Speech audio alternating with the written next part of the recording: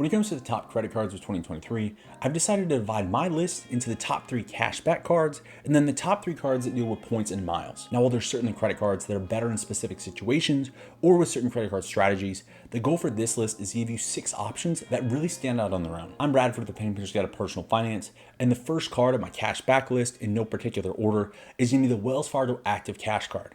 Now, along with all of the other cards I'm going to be recommending in the cashback categories, this card has no annual fee.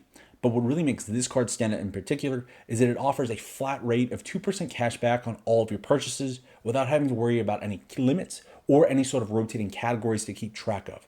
Now, that's what really makes this card stand out and makes it a really good use of a catch-all card. If you don't have another credit card that would really help you maximize a specific purchase, pull out this card and you're always going to be getting at the minimum of 2% back on your purchases. Now, in addition to the flat rate cashback that you can earn with the Active Cash Card, if you use this card to pay for your cell phone bill, you're also going to be getting cell phone insurance through it.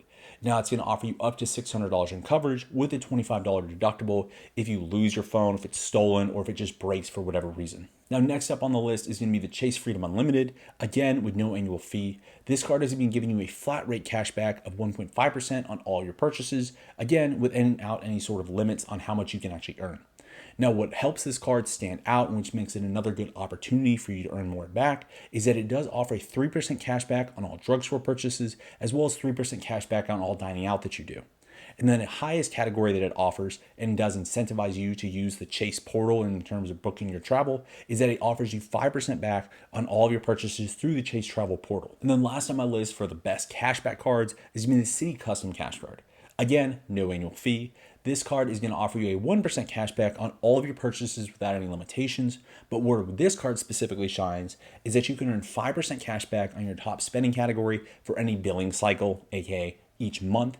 And that's going to earn up to $500 in spend, which equates to $25 back per month, giving you a maximum spending that you can use this card for specific categories of up to $6,000 of spend per year. And the reason I put this card on the list is that it can really help you maximize a certain category. So for me, this is my gas card that I use. So that way I'm knowing that whenever I go and I swipe the card for gas, because I'm not spending more than $6,000 a year, I'm always earning 5% cash back no matter what. And while there are other credit cards out there that offer you 5% cash back, a lot of the times it's tied to specific categories that you don't have control over. So I think this one, because it gives you the choice of whatever you spend the most on with that card, that is what's going to be earning the 5% cash back. That sort of flexibility is something that I really like. And now with the cashback cards taken care of, with the Wells Fargo Active Cash, the Chase Freedom Unlimited, as well as the Citi Custom Cash, let's move over towards more of a travel focus when it comes to both points and miles and how you earn them. Now, as we move into the points and miles, kind of as opposite compared to the cashback, all of these cards that I'm going to be recommending do have an annual fee. Starting out on this list, again, not in a particular rate or order, is going to be the Citi Premier Card with an annual fee of $95. Now, this card is going to offer you 3 times points on dining out,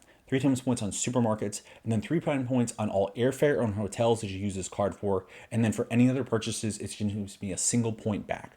Something I'd like to point to is that this card does give you the opportunity to be able to cash out all of your points at a 1 cent per 1 point valuation, which means that with those categories, you are effectively earning a 3% cash back, but it does give you the flexibility to also transfer these points to other airline partners or hotels, and it does give you a lot more flexibility in that opportunity to be able to increase your valuation, not from just a straight cash back opportunity, but also to increase it by taking advantages of better opportunities towards redeeming it for actual points. And then there is also one additional benefit provided to you, and that's going to be a $100 statement credit for a hotel stay of over $500 when you book it through the CitiThankYou.com portal. Next up, when it comes to points and miles, is going to be the Chase Sapphire Preferred with an annual fee of $95. Now, you're going to earn the most points back at a 5 point per dollar spent when you do book any sort of travel through the Chase travel portal. But you're also going to earn 3 times points on any dining that you do, as well as on select streaming services and with specific online grocery delivery services.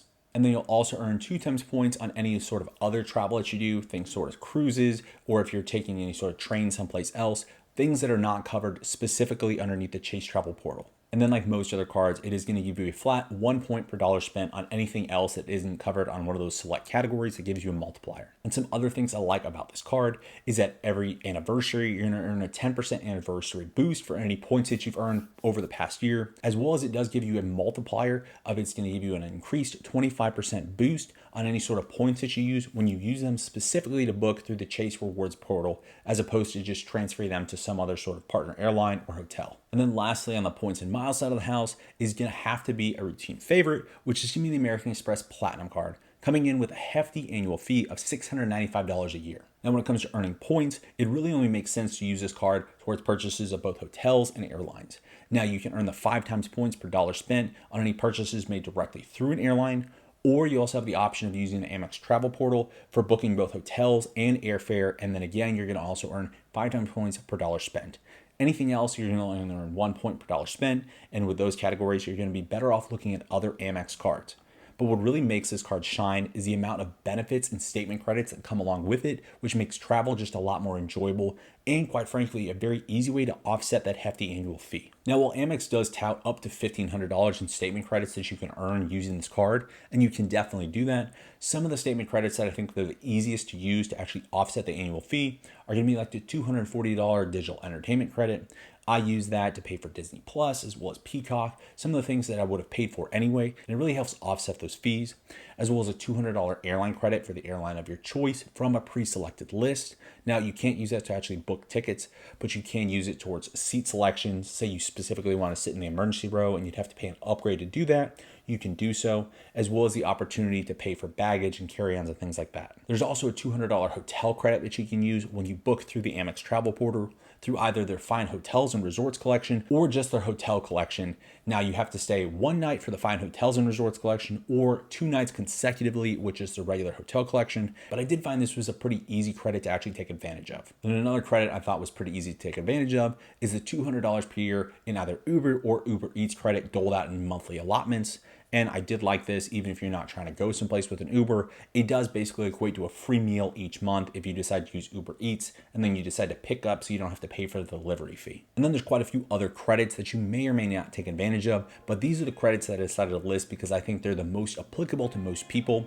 As well as one other big benefit that comes along with the Platinum card is that you will get the Priority Pass included. And then in addition to that, you get access to all the Centurion lounges, which is really helpful if you are flying a lot. It makes travel a lot easier, specifically if you have longer layovers. Gives you a nice place to go sit. You have free food, free beverages, and then some of them even have built-in spas that you can take advantage of. And that's going to wrap it up for my recommendation for the top 6 credit cards of 2023.